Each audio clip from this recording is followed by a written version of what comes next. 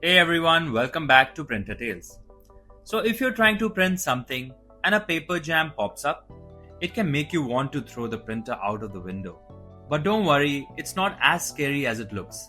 In fact, most of the paper jams are really easy to fix if you know what to do. In this video, I'm going to show you how to get your Epson ET2720 back to working perfectly. No stress, no complicated stuff, just a simple guide that anyone can follow.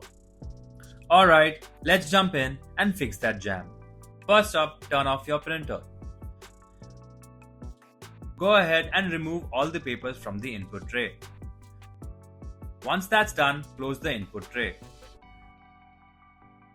Lift up the control panel. Now, take a look under the control panel and you'll see two screws. Alright, now open those screws.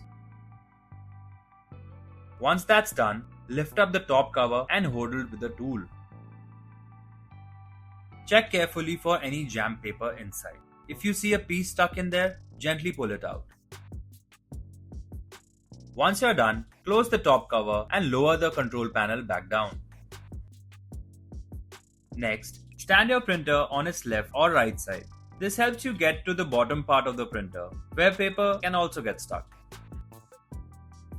Now, slide the output paper tray and look for any jam paper or small bits that might be hiding, and that's it.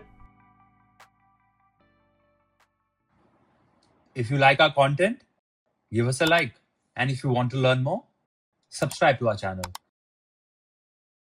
You can also visit Printer Tales or call us on the following contact numbers. If you think we haven't covered your printer yet, you can let us know in the comments section.